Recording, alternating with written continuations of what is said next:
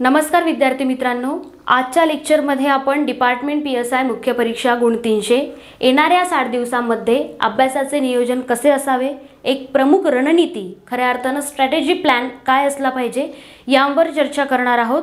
सोबतच संदर्भ पुस्तके, सराव प्रश्नपत्रिका आणि अभ्यासक्रमातील नमूद सर्व घटक किती दिवसात अभ्यासून झाले पाहिजे आणि त्यांची उजळणी किती दिवसांत झाली पाहिजे यांसारख्या प्रमुख बाबींवर सुद्धा चर्चा करणार आहोत। तत्पूर्वी लेक्चरला सुरुवात करण्यापूर्वी मी प्रमुख 2 सूचना या ठिकाणी देऊ इच्छिते। त्यातला प्रथम क्रमांक, उद्या दिनांक 24 एप्रिल वार रविवार, वेळ सकाळी 11 ते 12:30 या वेळेमध्ये आपल्या अकॅडमीच्या ॲप्लिकेशनवरती अर्थातच प्ले स्टोअरचं जे पार्थ कॉम्पिटिटिव्ह फोरम ॲप्लिकेशन आहे या ॲप्लिकेशनवरती विधी, प्रमुख कायदे व इतर कायदे, प्रश्न संख्या 150 गुण 300 असा पहिला पेपर होणार आहे। हा पेपर सर्वांनी अवश्य सोडवावा। जरी तुमचा अभ्यास झालेला असला किंवा किमान कमी अभ्यास झालेला असला तरी सुद्धा आपल्याला या पेपरमधून म्हणजे उद्याच्या पेपरवरून जो की आपल्या ॲप्लिकेशनवरती होणार आहे त्याची लिंक सुद्धा तुम्हाला व्हॉट्सअप ग्रुपवर किंवा पर्सनली किंवा आपल्या अकॅडमीच्या टेलिग्राम चॅनलवर उपलब्ध होईल। हा पेपर का सोडवावा? कारण येणाऱ्या 60 दिवसांमध्ये आपल्याला आपला अभ्यास कुठल्या स्टेपपर्यंत न्यायचा आहे हे त्यातून समजणार आहे। अभ्यासाची खोली किती असली पाहिजे, कोणत्या घटकांवर प्रामुख्याने लक्ष केलं पाहिजे यांसारख्या प्रमुख प्रश्नांची उत्तरं उद्याच्या पेपरमधून तुम्हाला मिळतील। संपूर्ण महाराष्ट्र राज्यातील विद्यार्थी जे डिपार्टमेंट PSIची तयारी करत आहे त्यांच्यासाठी उद्याचा पेपर आपल्या अकॅडमीच्या ॲप्लिकेशनवरती मोफत उपलब्ध असेल याची नोंद तुम्ही घ्यावी। अर्थात त्याची PDF सुद्धा लगेच आपण देणार आहोत। दुसरी सूचना आहे ती म्हणजे पुणे सिटीसाठी, पुणे शहरचे जे विद्यार्थी आहेत त्यांच्यासाठी आपल्या अकॅडमीचा जो लेक्चर हॉल आहे Pune police public school police मुख्यालय शिवाजीनगर येथे दिनांक 1 मे पासून आपण टेस्ट सिरीज सुरू करतोय, जी पूर्णतः ऑफलाईन टेस्ट सिरीज असेल। त्यासाठी तुम्ही 30 एप्रिलपर्यंत नाव नोंदणी करणं अपेक्षित आणि आवश्यक राहील। 1 मे पासून जे फक्त पुणे शहराचे विद्यार्थी आहेत त्यांच्यासाठीची ही सूचना। 1 मे पासून 11 ते 12:30 या वेळेमध्ये प्रत्येक रविवारी 1 याप्रमाणे आपला टेस्ट सिरीजचा प्रत्येक पेपर होईल। स्पष्टीकरणासह असेल, लगेचच त्याची जी PDF असेल स्पष्टीकरणाची ती तुम्हाला हार्ड कॉपी फॉर्मॅटमध्ये तिथे दिली जाईल। वेळ 11 ते 12:30, सकाळी 10:30 पर्यंतच वर्गावर येणं अपेक्षित आहे। जो तुमचा मूळ हॉल आहे आपला लेक्चर हॉल तिथे 10:30 पर्यंतच येणं अपेक्षित आहे। 10:30 नंतर कुणालाही प्रवेश दिला जाणार नाही। आणि या टेस्ट सिरीजला जॉईन करण्यासाठी सर्व पुणे शहराचे जे विद्यार्थी असतील ज्यांना ही टेस्ट सिरीज जॉईन करायची आहे त्यांनी पूर्व नाव नोंदणी करणं गरजेचं राहील। संपर्क क्रमांक डिस्क्रिप्शन बॉक्समध्ये दिलेला आहे। ह्या 2 प्रमुख सूचना झाल्या। आता मी मूळ लेक्चरला सुरुवात करते। विद्यार्थी मित्रांनो, 16 एप्रिलपासून आजपर्यंत एक 5 दिवसांचं खऱ्या अर्थाने अंतर आणि उद्यापासून 30 एप्रिलपर्यंत 7 दिवसांचं अंतर। अपेक्षा करते की तुमच्यापैकी बऱ्याच जणांनी मुख्य परीक्षेच्या तयारीला खऱ्या अर्थानं सुरुवात केली असेल आणि ज्यांनी सुरुवात केलेली नाही त्यांच्यासाठी अजूनही वेळ गेलेली नाही। कृपया मुख्यच्या तयारीला लागा। कुठल्याही गोष्टीची वाट बघू नका, कारण वेळ खूप कमी आहे। याबद्दल मी अगोदरच्या लेक्चरमध्ये सविस्तर स्पष्टीकरण दिलं आहे। त्यामुळे आज फक्त आपण येणाऱ्या 60 दिवसांमध्ये आपला स्ट्रॅटेजी प्लॅन काय असायला हवा याबद्दल चर्चा करणार आहोत। खरं तर 60 दिवस 1 मे पासून आहेत, परंतु उद्यापासून म्हणजे 24 एप्रिलपासून ते 30 एप्रिलपर्यंत 6 ते 7 दिवसांचा जो कालावधी आहे त्यामध्ये भारताचे संविधान हा जो 15 प्रश्नांसाठी म्हणजे 30 गुणांसाठीचा घटक आहे तो आपण अभ्यासून घेणार आहोत। लेक्चरच्या माध्यमातून, संदर्भ पुस्तकांच्या माध्यमातून आणि घटकनिहाय सराव प्रश्नपत्रिकेच्या माध्यमातून। आणि मग 1 मे पासून पुढे 15-15 दिवसांच्या अंतरानं आपण एक एक घटक बाजूला करणार आहोत। तर सुरुवात करूयात आपल्या प्रमुख स्ट्रॅटेजी प्लॅनला। तुम्ही व्यवस्थित बघू शकता। आपण अगोदर प्रमुख अभ्यासक्रम जो आहे तो समजून घेऊयात मुख्य परीक्षेचा। या ठिकाणी बघा विद्यार्थी मित्रांनो, प्रथम जो घटक येतो आपल्याला तो म्हणजे भारताचे संविधान। प्रथम जो घटक येतो तो म्हणजे भारताचे संविधान। हा जो घटक आहे हा घटक तुम्हाला 30 गुणांसाठी आहे, म्हणजे यावर 15 प्रश्न विचारले जातील. दुसरा जो घटक आहे तो म्हणजे मुख्य कायदे. मुख्य कायदे, आता या मुख्य कायद्यामध्ये एकूण गुण किती आहेत, या घटकाशी संबंधात गुण किती आहेत, 120 गुण. यामध्ये 3 मुख्य कायदे आहेत, भारतीय दंड संहिता, फौजदारी प्रक्रिया संहिता आणि भारतीय पुरावा अधिनियम. त्यानंतर तिसरा जो घटक येतो, हा तिसरा घटक, या घटकामध्ये लघु कायदे आहेत, म्हणजे ज्याला आपण मायनर ॲक्ट असं म्हणतो. लघु कायदे 80 गुणांसाठी आहेत, म्हणजेच यावर 40 प्रश्न विचारण्यात येतील आणि एकूण लघु कायदे आपल्याला 19 अभ्यासावयाचे आहेत. आणि चौथा जो घटक येतो तो म्हणजे गुन्हे तपास, अर्थातच गुन्हे अन्वेषण, फॉरेन्सिक सायन्स, फॉरेन्सिक मेडिसिन आणि मानवी हक्क व इतर तत्सम उर्वरित घटक. हा शेवटी 70 गुणांचा भाग येतो. असे टोटल या ठिकाणी 300 गुण तुम्हाला मुख्य परीक्षेसाठी आहे. अर्थात यावर अगोदरही मी स्पष्टीकरण दिलेलं आहे. बरं, आता यामधला जो प्रमुख घटक आहे तो म्हणजे भारताचे संविधान. यामधला 300 गुणांतला जो प्रमुख घटक आहे तो म्हणजे भारताचे संविधान. भारताचे संविधान अभ्यासत असताना, भारताचे संविधान हा घटक अभ्यासत असताना जी मूलभूत संरचना आहे त्यावर प्रामुख्याने फोकस करण्यात आले. तुम्ही 2017चा प्रिव्हियस इयर म्हणजे 2017चा आपला पेपर बघितला, झालेला पेपर, तर त्यावरून तुम्हाला किमान एवढं समजेल. प्रिव्हियस इयर क्वेश्चन पेपर फक्त आपण एक जास्तीत जास्त 16-17 एवढेच अभ्यासूयात, कारण प्रमुख शिक्षा कलमांमध्ये बदल झालेले आहेत. बऱ्याच विद्यार्थ्यांना अजूनही कोणत्या कलमामध्ये शिक्षेत बदल झालाय हे माहीत नाही. त्यामुळे तो बदल लक्षात घ्या, कारण एक एक गुण या ठिकाणी महत्त्वाचा आहे. तर भारताचे संविधान हा जो घटक आहे यामध्ये तुम्हाला मूलभूत संरचनेवरती फोकस करायचा आहे. 2017च्या पेपरमध्ये घटना दुरुस्तीवर सर्वाधिक भर देण्यात आला होता, म्हणजे मूलभूत हक्क, नागरिकत्व, मूलभूत कर्तव्य, घटना दुरुस्ती व इतर तत्सम घटक भारताचे संविधान या घटकाच्या अनुषंगाने आपल्याला पूर्ण करायचे राहतील. मग यामध्ये एक गोष्ट लक्षात घ्या, 24 एप्रिल म्हणजे उद्यापासून 24 एप्रिल ते 30 एप्रिल हा जो कालावधी आहे, या कालावधीमध्ये हा घटक तुम्ही अभ्यासून पूर्ण करणं गरजेचं राहील. तेव्हा आपल्याला पुढील घटकांना वेळ देता येईल. समजतंय? आता यानंतर बघा, भारताचे संविधान हा घटक असा आहे विद्यार्थी मित्रांनो, ज्याला आपण स्कोरिंग सब्जेक्ट म्हणूयात. स्कोरिंग पॉईंट आहे, कारण त्यातला एकही गुण बाहेर जाणार नाही. मुळात भारताचे संविधान याबद्दल थोडी संभ्रमावस्था आढळते. त्याचं कारण असं आहे की इथे तुम्हाला इतर कायद्यांप्रमाणे नमूद केलं नाही की आम्ही भारताचे संविधान या घटकातील हा टॉपिक तुम्हाला विचारू किंवा हा उपघटक आम्ही तुम्हाला विचारू, असं सिलेबसमध्ये दिलेलं नाही. त्यामुळे गोंधळून जायची गरज नाही. संपूर्ण आराखडा जो आहे, ती संपूर्ण शृंखला तुम्हाला अभ्यासायची आहे, पण फक्त भर मूलभूत संरचनेवरती जास्त द्यायचा आहे. आता आपण पुढे मुख्य कायद्यांचा विचार करणार आहोत. मुख्य कायदे 3. यामध्ये अभ्यासक्रमात नमूद गुणसंख्या 120. यामध्ये पहिला जो घटक येतो तो म्हणजे भारतीय दंड संहिता 60 गुण. त्यानंतर फौजदारी प्रक्रिया संहिता 40 गुण. त्यानंतर भारतीय पुरावा अधिनियम 20 गुण. अर्थातच एक प्रश्न किती गुणांसाठी आहे? 2. ह्या तीनही मुख्य कायद्यांचा विचार करता तुम्हाला एक गोष्ट लक्षात घेतली पाहिजे, हायेस्ट टू लोवेस्ट वेटेज कसं आहे. यामध्ये IPCला सर्वाधिक वेटेज आहे, CRPCला त्यानंतर, आणि त्यानंतर सर्वात कमी इंडियन एव्हिडन्स ॲक्ट म्हणजेच भारतीय पुरावा अधिनियम. विद्यार्थी मित्रांनो, एक प्रमुख गोष्ट लक्षात घ्या, अजूनही बऱ्याच विद्यार्थ्यांना सुधारित शिक्षा कलमे माहीत नाहीत. त्यामुळे तुम्ही कायद्याचा प्रामुख्याने अभ्यास करत असताना सुधारित अभ्यासक्रम काय आहे, आपल्याला 19 लघुत्तरी कायदे आहेत. मायनरच्या बाबतीत बोलायचं झालं तर भारताचे संविधान हा घटक 30 गुणांसाठी आहे. त्यानंतर मुख्य कायदे आपल्याला 120 गुणांसाठी आहे आणि उर्वरित घटक जो आहे तो आपल्याला 70 गुणांसाठी आहे. अर्थात आपण स्टेप बाय स्टेप नियोजन बघतोच आहे, मात्र तुम्हाला अभ्यास करताना अभ्यासक्रम समोर पाहिजे आणि मागील वर्षांच्या प्रश्नपत्रिका यामध्ये 2017चा आपण प्रामुख्याने विचार करणार आहोत.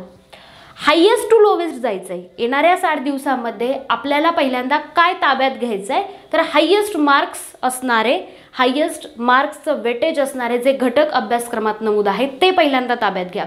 म्हणजे सुरुवात भारताच्या संविधानापासून केली. जसं की मी सांगितलं 24 एप्रिल ते 30 एप्रिल या कालावधीमध्ये भारताचे संविधान या घटकातलं जे बेसिक स्ट्रक्चर आहे म्हणजे मूलभूत संरचना खऱ्या अर्थानं अर्थात 2017च्या पेपरला घटना दुरुस्तीवर भर जास्त देण्यात आला होता. तर अशाच काही मूलभूत संरचनेच्या बाबी आपण क्लिअर केल्या पाहिजेत. भारताच्या संविधानातला एकही गुण तुम्ही गमावणार नाही कारण तो स्कोरिंग सब्जेक्ट आहे, हे मी मगाशीच सांगितलं. पण आता मुख्य कायद्यांचा विचार करत असताना IPCला सर्वाधिक वेटेज आहे. मग IPCतली समान शिक्षेची कलमं कोणती किंवा IPCमध्ये प्रामुख्यानं असे कोणते कलम आहेत शिक्षा कलम की ज्याच्यासाठी 3 वेळा शिक्षा सांगण्यात आली आहे.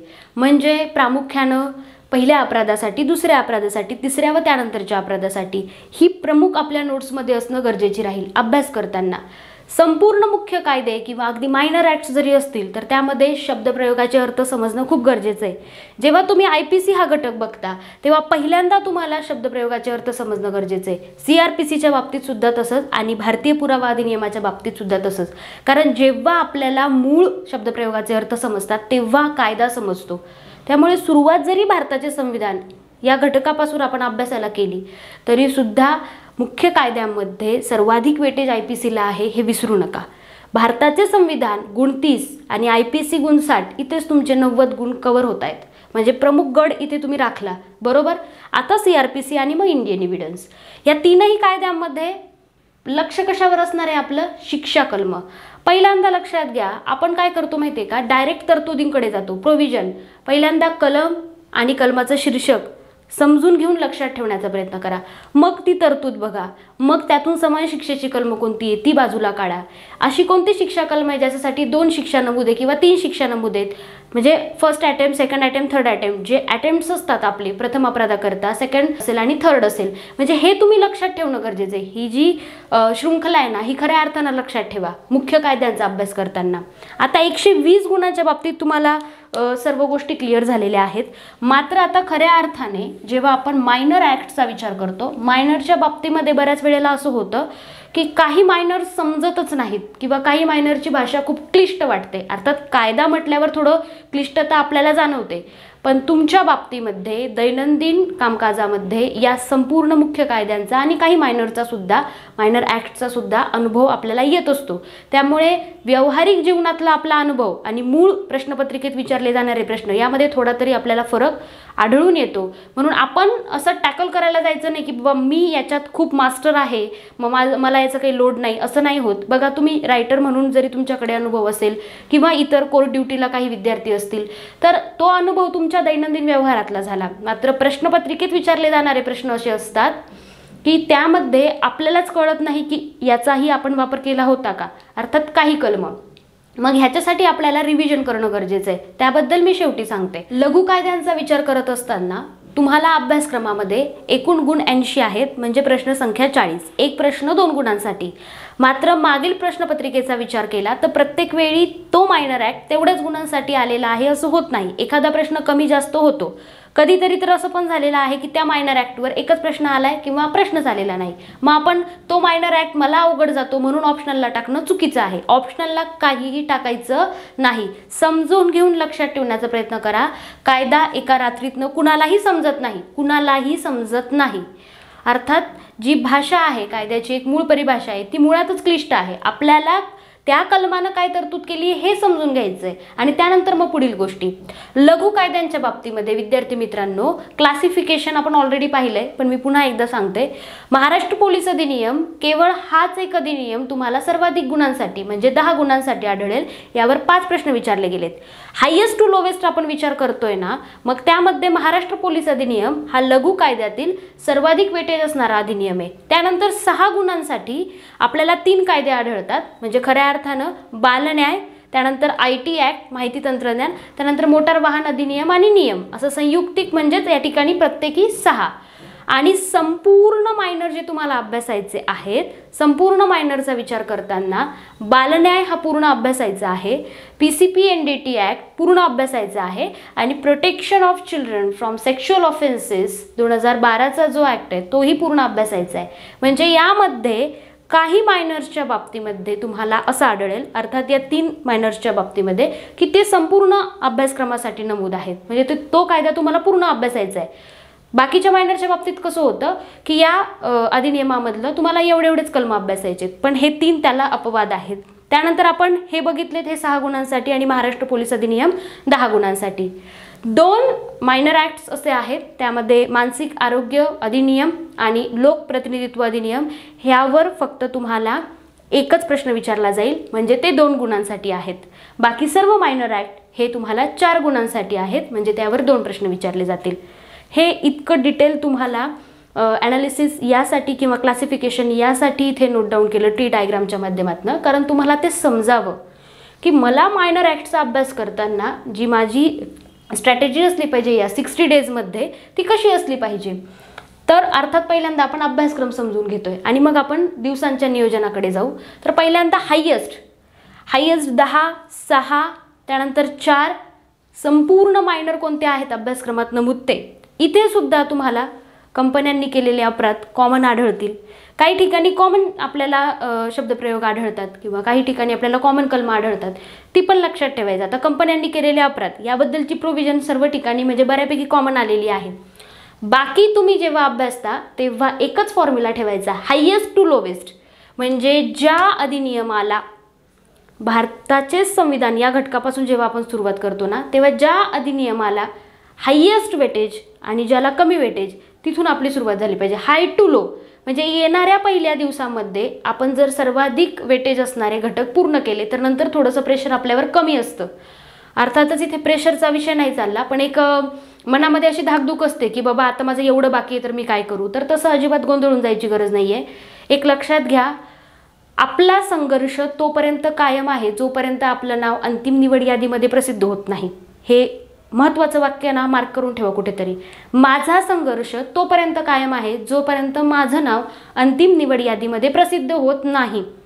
त्यामुळे काहीही झालं तरी मी पूर्वपरीक्षा दिली, आता मला थोडा आराम करायचा आहे मग मी मुख्यला लागतो किंवा लागते, मी मुख्य दिली आता मला थोडंसं आराम करायचं आहे मग मी मैदानी चाचणीकडे, अजिबात नाही. थांबायचंच नाही आहे तुम्हाला जोपर्यंत तुमचं नाव अंतिम निवड यादीमध्ये प्रसिद्ध होत नाही. कारण हे बऱ्यापैकी बघायला मिळतं. इवन दो आता 16 एप्रिलचा पेपर झाला, बऱ्याच जणांना असं एकदम रिलॅक्स फेज वाटते की बाबा हां आता बघू नंतर मुख्यचं रिझल्ट लागल्यावर बघू. एका महिन्यामध्ये पूर्व कव्हर झाली नाही आपल्याकडनं. मुख्य तर खूप लांबची गोष्ट आहे. बी practical and be professional in your life. अभ्यासाच्या बाबतीमध्ये नो कॉम्प्रोमाइज. जे आहे ते अभ्यासक्रमात नमूद आहे आणि तेवढ्याच गुणांसाठी तुम्हाला ते विचारलं जाणार आहे. मुख्यच्या बाबतीमध्ये तुमचा फायदा काय माहिती आहे का, तुम्हाला सांगितलेलं आहे की या अधिनियमातलं एवढ्या प्रकरणातलं एवढेच कलम आम्ही तुम्हाला विचारणार आहोत. तर तुमचा भर हा त्याच्यावरच असला पाहिजे की काहीही झालं तरी मला हायेस्ट गुण येणाऱ्या दिवसामध्ये पटापट अभ्यासून पूर्ण करायचेत. पटापट याचा अर्थ काय समजून घेऊन लक्षात ठेवा आणि सोबत प्रश्नपत्रिकांचा घटकनिहाय सरावसुद्धा करा.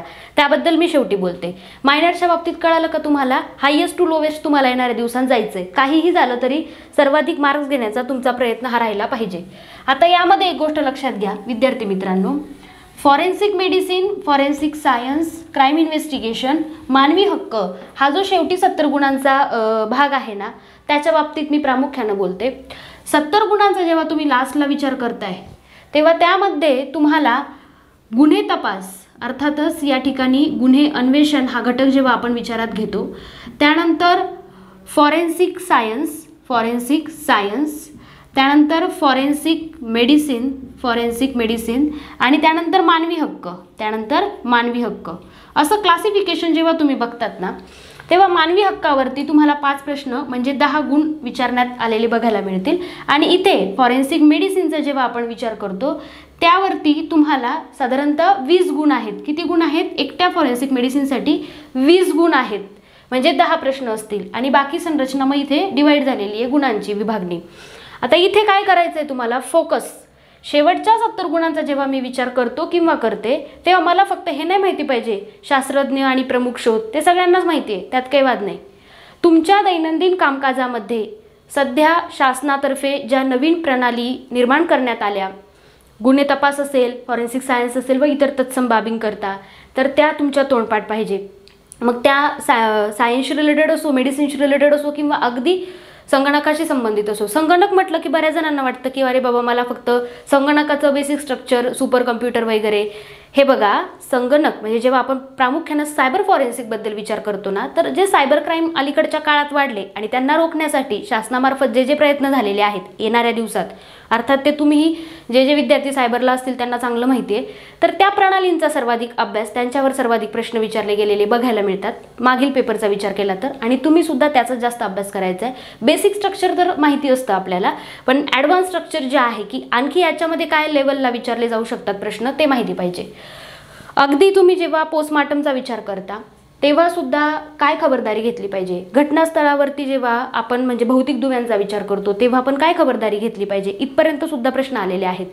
मानवी हक्क हा घटक जेव्हा अभ्यासतो आपण तेव्हा बऱ्याच जणांना वाटतं की 5च प्रश्न येतील, 10 गुण आहेत, एवढं काही अवघड नसेल, आपल्याला बायोलॉजिक उत्तर देता येईल की बाबा लॉजिकली आपण देऊ शकतो उत्तर. तसं नाही. वैश्विक जाहीरनाम्यावर सुद्धा प्रश्न आलाय, त्यातली कलमं सुद्धा तुम्हाला लक्षात पाहिजे.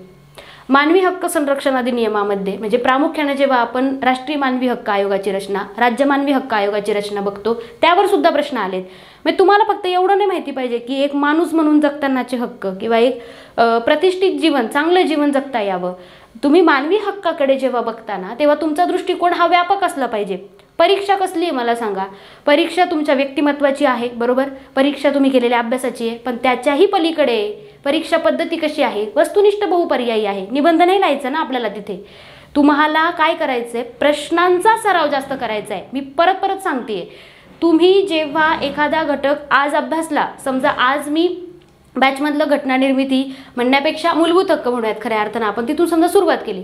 आता तुम्ही कुठूनही सुरुवात करू शकता. हे मी भारताच्या संविधानाचं उदाहरण देते. तुम्ही IPCतलं घ्या, कुठलंही प्रकरण घ्या. जेव्हा मी आज एखादा घटक अभ्यासतो तेव्हा लेक्चर बघितल्यानंतर लगेच माझ्याकडनं पुस्तकातून ते वाचन झालं पाहिजे आणि लगेच त्याच घटकाची टेस्ट माझ्याकडे उपलब्धच असली पाहिजे.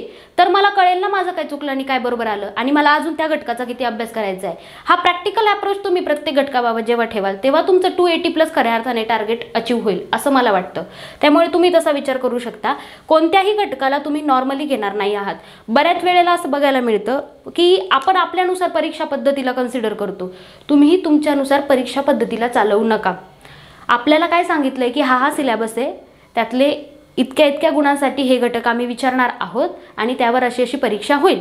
मग आपलं काम काय आहे, मी जर प्रत्येक घटक ऑप्शनलला टाकत गेलो तर मला हे माहीत नाही ना की मी जे केलंय त्यातून पण मला नक्की येईल की नाही तिथे. आता पूर्वपरीक्षेच्या बाबतीत तो अनुभव आलाच आहे आपल्याला. फक्त 2 विषयांवर फोकस करून रिझल्ट येतो का? तुम्हाला जेवढं ग्रामरला तुम्ही फोकस केलं तेवढंच तुम्ही GSलाही फोकस करायला पाहिजे होतं. अर्थात हे सर्वांच्याच बाबतीत नाही, काही विद्यार्थ्यांच्या बाबतीत बऱ्याचदा असं होतं की मला हे सोपं जातं ना, मग ह्याचाच अभ्यास जास्त करा. मुख्यच्या बाबतीत तसं नाही होत.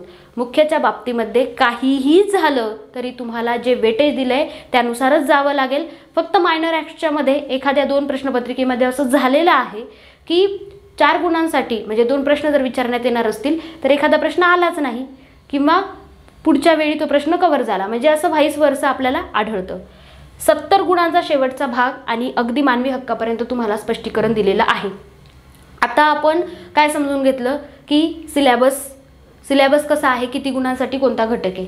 आता मात्र खऱ्या अर्थानं आपल्याला काय करायचं बघा विद्यार्थी मित्रांनो, आपल्याला किती दिवसांत कव्हर करणं गरजेचं आहे हे बघून घ्यायचं आहे. आता आपल्याकडे दिवस कमी आहेत, बरोबर ना, म्हणजे 1 मे पासून 60 दिवस खऱ्या अर्थानं. मग आता हे जे 24 एप्रिल ते 30 एप्रिलचा ड्युरेशन आहे, मी सांगताना कसं सांगितलं तुम्हाला, 24 एप्रिल ते 30 एप्रिलचा ड्युरेशन भारताचे संविधान हा घटक करा. हे 7 दिवस सोडून द्या समजा अलीकडचे. 1 मे पासून आता आपण बोलूयात.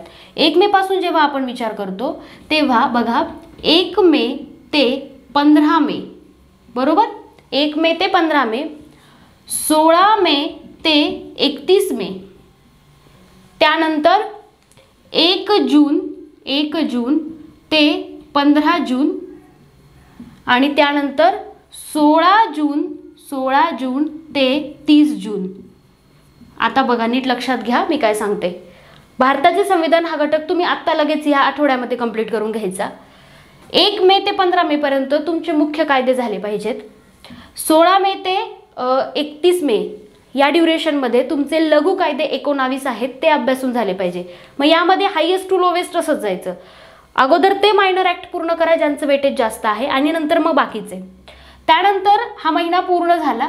आता मात्र तुम्हाला काय करायचं आहे, 1 जून ते 15 जून यामध्ये तुम्हाला शेवटचा 70 गुणांचा भाग जो मी आत्ता स्पष्टीकरण दिला, गुन्हे तपास, फॉरेन्सिक सायन्स, फॉरेन्सिक मेडिसिन आणि त्यानंतर मानवी हक्क व इतर उर्वरित घटक, हे तुम्हाला 15 जूनपर्यंतच कंप्लीट करायचं आहे आणि डॉट 16 जूनपासून 30 जूनपर्यंत तुमची उजळणीच झाली पाहिजे आणि ती तुम्ही तुमच्या स्वतःशी केलेली असली पाहिजे.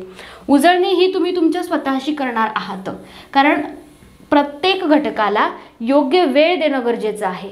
लेक्चरला लेक्चरचा वेळ द्या, पुस्तकाला पुस्तक वाचनाचा वेळ द्या, सराव प्रश्नपत्रिकेंना त्यांचा स्वतःचा वेळ द्या. वैयक्तिक तुम्ही तुमच्यावर मेहनत जास्त करा, हे माझं सांगणं आहे. स्ट्रॅटेजी कशी असली पाहिजे हे तुम्हाला कळालं का, की आपल्याला 15-15 दिवसांच्या गॅपप्रमाणे आपण नियोजन केलेलं आहे. पहिल्यांदा तुम्हाला या आठवड्यामध्ये म्हणजे 24 एप्रिल ते 30 एप्रिलपर्यंत काहीही झालं तरी भारताचे संविधान अभ्यासायचं आहे विथ घटकनिहाय सराव प्रश्नपत्रिका. त्यानंतर 1 मे ते 15 मेपर्यंत आपण मुख्य कायदे अभ्यासणार आहोत, मुख्य कायदे. त्यानंतर 16 मे ते 31 मेपर्यंत लघु कायदे जे 19 आहेत ते अभ्यासणार आहोत आणि त्यानंतर आपण 1 जून ते 15 जूनपर्यंत शेवटच्या 70 गुणांचा जो भाग आहे तो अभ्यासणार आहोत. मग शेवटी 16 जून ते 30 जूनपर्यंत आपण फक्त आत्तापर्यंत जे काही अभ्यासलं त्याची उजळणी करणार आहोत, बाकी काही नाही. अशा रीतीनं हा टोटल जो आहे 300 गुणांचा अभ्यासक्रम पूर्ण होतो आणि अभ्यासाच्या पद्धतीनुसार आपलं टार्गेट जे आहे ते 280+ असलं पाहिजे. तर अशा रीतीने आपण मूळ संपूर्ण 300 गुणांचा जो अभ्यासक्रमाचा भाग आहे तो समजून घेतला. येणाऱ्या 60 दिवसांत एक्झॅक्टली स्ट्रॅटेजी काय असली पाहिजे हेही आपण लक्षात घेतलं. हे जे नियोजन मी तुम्हाला 15-15 दिवसांच्या अंतराने सांगितलं, हे किमान 8 ते 10 तासांचं नियोजन आहे. अर्थात अभ्यास हा किमान किती वेळ झाला पाहिजे, आदर्श पद्धतीनं 8 ते 10 तास. त्या पलीकडे तो कमाल कितीही वेळासाठी होऊ शकतो. मात्र माझा मित्र सकाळी चांगला अभ्यास करतो तर तो त्याचा चांगला अभ्यास होतो. अर्थात अभ्यासाची पद्धती आणि अभ्यासाची वेळ प्रत्येकाची वेगळी असते, त्याला आपण कंपेअर करायला जाऊ नये, तुलना करायची नाही. त्याचा त्या पद्धतीने अभ्यास होतो म्हणून माझा तसा होईल हे तुम्ही तंत्र विकसित करू नका. तुम्हाला ज्या पद्धतीनं जसा अभ्यास सोयीस्कर होतो तसं तुम्ही करा. फक्त मुख्य परीक्षेच्या बाबतीत आपला अभ्यास हा किमान 8 ते 10 तास असावा, त्याच्या पलीकडे तो कमाल कितीही तास असला तरीही चालेल. म्हणजे हे जे नियोजन दिलेलं आहे हे सर्वसाधारण दृष्टिकोनातून तयार केलेलं नियोजन आहे. यामध्ये तुम्ही तुमच्या सोयीनुसार नक्कीच बदल करू शकतात. जसं की मी मगाशी सांगितलं की प्रत्येकाला वेगवेगळे विचार विनिमय असू शकतात. अर्थातच मतं जी आहेत ती प्रत्येकाची वेगळी असतील. कुणाला अगोदर IPC अभ्यासायचं असेल तर कुणाला मायनर ॲक्ट्स अवघड जात असतील तर ते पहिले अभ्यासू शकतात. हे सर्वसाधारण अँगलने सर्वसाधारण दृष्टिकोनातून तयार केलेलं नियोजन आहे. अभ्यास किमान 8 ते 10 तास आवश्यक आहे.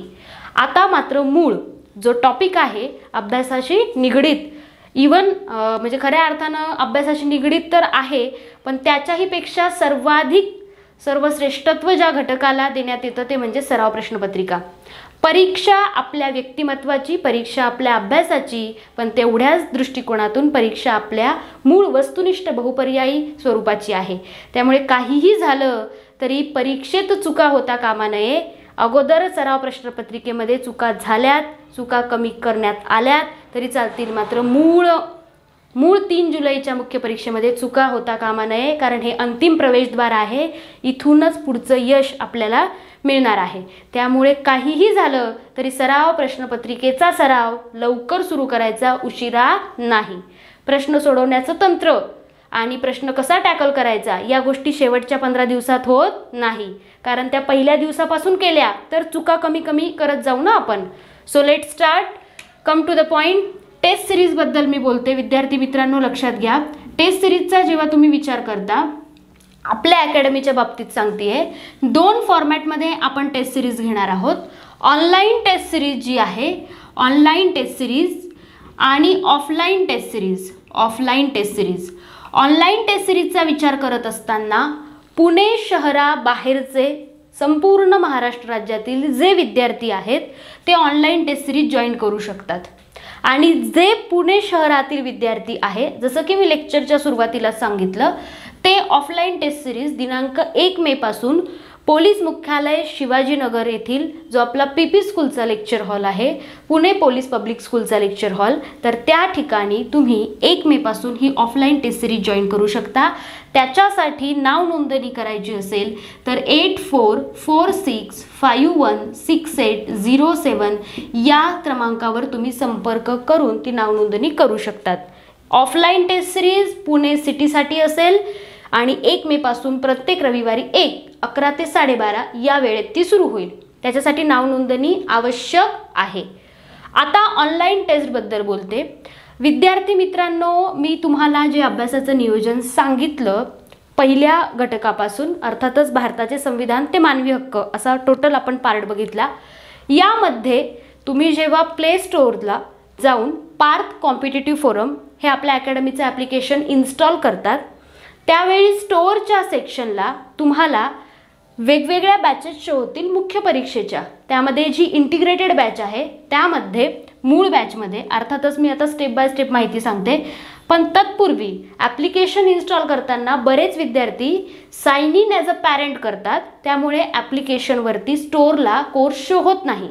तुम्ही जेव्हा तुमचं नाव, mobile number, email ID fill up करतात, टाईप करतात, त्याच्यानंतर तुम्ही स्टार्टेड अर्थातच स्टार्ट नावाचा जो ऑप्शन आहे त्या बॉक्सला क्लिक केलं पाहिजे.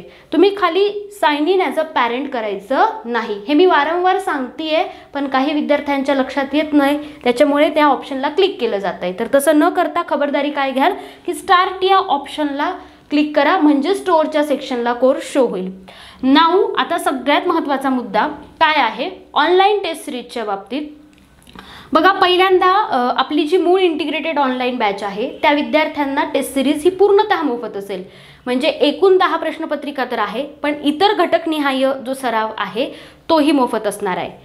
ऑनलाईन बॅचमध्ये जी मूळ इंटिग्रेटेड बॅच आहे त्या बॅचमध्ये संपूर्ण 300 गुणांचा जो सिलेबस आहे, जो अभ्यासक्रम आहे 300 गुणांचा, त्यामध्ये भारताचे संविधान, मुख्य कायदे, 19 लघु कायदे आणि शेवटी 70 गुणांमध्ये गुन्हे अन्वेषण, फॉरेन्सिक सायन्स, फॉरेन्सिक मेडिसिन ते मानवी हक्क व उर्वरित घटक, असा टोटल 300 गुणांचा सिलेबस मूळ इंटिग्रेटेड बॅचमध्ये सुधारित अभ्यासक्रमानुसार आणि सुधारित शिक्षा कलमानुसार पूर्ण उपलब्ध आहे.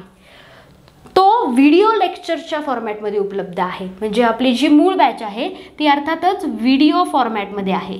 मात्र आपण ज्या विद्यार्थ्यांनी व्हिडिओ बॅचला जॉईन केलेला आहे त्यांना ऑडिओ लॉसरीची बॅच मोफत दिलेली आहे आणि सोबतच आपण टेस्ट सिरीज जी आहे ती मोफत दिलेली आहे. म्हणजे तुम्हाला वेगळी टेस्ट सिरीजसाठी फी भरण्याची आवश्यकता नाही. या इंटिग्रेटेड बॅचमध्ये इंटिग्रेटेड बॅचमध्ये सर्व एकत्र उपलब्ध करून देण्यात आलं आहे. पण ज्या विद्यार्थ्यांना असं वाटतंय की मला फक्त ऑडिओ सिरीजची बॅच जॉईन करायची, तर तुम्ही लगेचच जी शेजारची ऑडिओची बॅच आहे ती जॉईन करू शकतात. आणि फक्त टेस्ट सिरीज हव्या असतील तर टेस्ट सिरीजची बॅचसुद्धा तुम्ही जॉईन करू शकतात. यामध्ये प्रामुख्यानं आता एक गोष्ट लक्षात घ्या, हे प्रमुख मुद्दे होते बॅचबद्दलचे. बऱ्याच विद्यार्थ्यांना क्लिअर होत नव्हते पॉईंट्स, म्हणून मी आता एक्सप्लेन केले पुन्हा एकदा. आता ऑनलाईन टेस्ट सिरीजच्या बाबत आपण बोलूयात. ऑनलाईन टेस्ट सिरीजमध्ये कसं आहे बघा, मूळ 10 प्रश्नपत्रिका आहेत, स्पष्टीकरणासह व्यवस्थित आहेत, प्रत्येक प्रश्नाचं स्पष्टीकरण आहे. मूळ 10 प्रश्नपत्रिका या 300 गुणांच्या आहेत, बरोबर. जसं की आपला ऑनलाईन टेस्ट सिरीजचा पेपर उद्यापासून 24 एप्रिलपासून सुरू होतोय. म्हणजे टेस्ट सिरीजची बॅच ऑलरेडी सुरू झाली आहे. कारण आत्ताही तुम्ही ॲप्लिकेशन ओपन करून बघितलं तर 50पेक्षा जास्त सराव प्रश्नपत्रिका आत्ताही घटकनिहाय तुम्हाला उपलब्ध दिसतील. मात्र ज्या 10 प्रश्नपत्रिका आहेत त्या प्रत्येक रविवारी 1 अशा होतील. 24 एप्रिलपासून त्याची सुरुवात आहे, म्हणजे उद्यापासून. ऑनलाईन टेस्ट सिरीजच्या बद्दल बोलत असताना या 10 प्रश्नपत्रिका तर असतीलच, इतर ज्या प्रश्नपत्रिका असतील त्या घटकनिहाय असतील.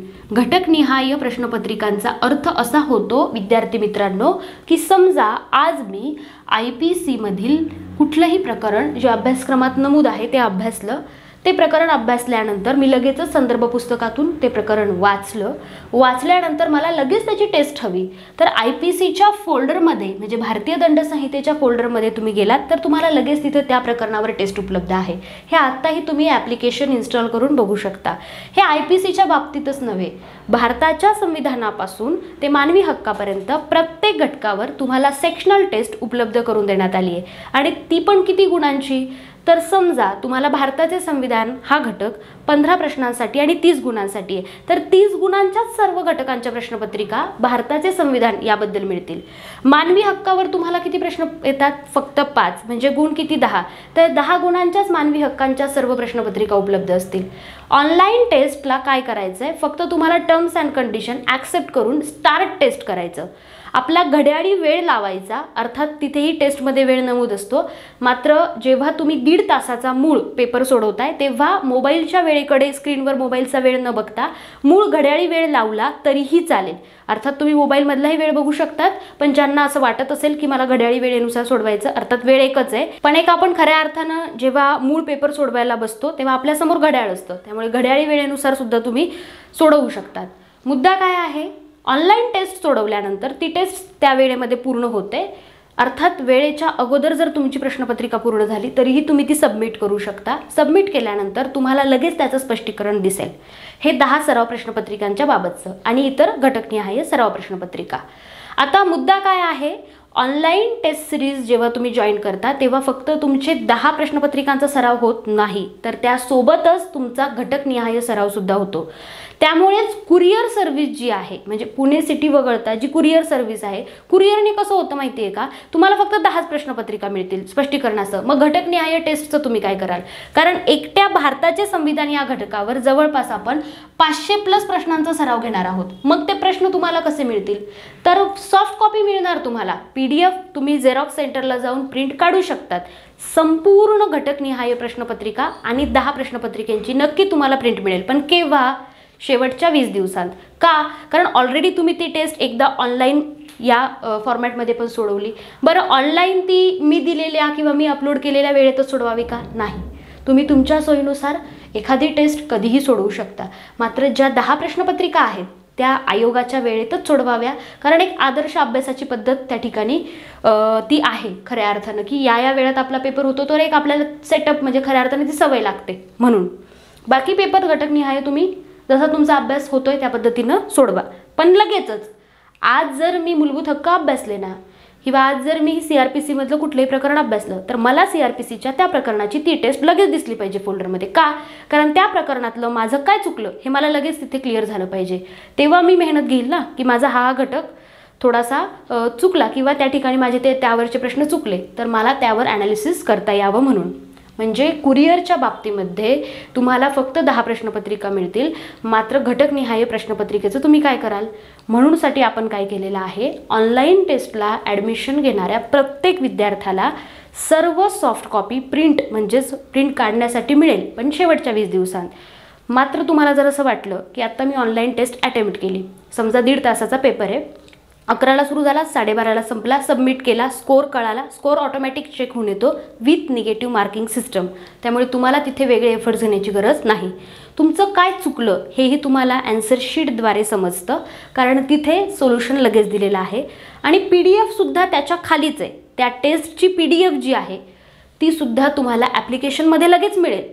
अगदी त्याच्या खाली एखादी टेस्ट सोडवली त्याच्या खाली लगेच त्याची PDF. म्हणजे इतकं सिस्टमॅटिक पद्धतीनं ॲप्लिकेशनवरती मटेरियल अपलोड करण्यात आलेलं आहे, ते तुम्ही बघू शकतात. तर ऑनलाईन टेस्टचे फायदे कळाले तुम्हाला, की काहीही झालं तरी माझी प्रश्नपत्रिका वस्तुनिष्ठ बहुपर्यायी स्वरूपाची आहे. त्यामुळे 3 जुलैला माझ्याकडनं सर्वाधिक कमी चुका झाल्या पाहिजेत.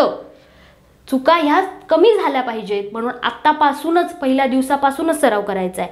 भलेही तुम्हाला पहिल्या पेपरला कमी मार्क्स येऊ देत, पण त्यातून तुम्हाला एवढं तर समजेल की मला नक्की कोणत्या घटकावर फोकस करायचं आहे, माझं का चुकतंय, तेच वाचून वाचून तेच का चुकतंय, यावर लक्ष तुमचं या ठिकाणी केंद्रित व्हावं. या दृष्टिकोनातून पहिल्या दिवसापासूनच सराव करा.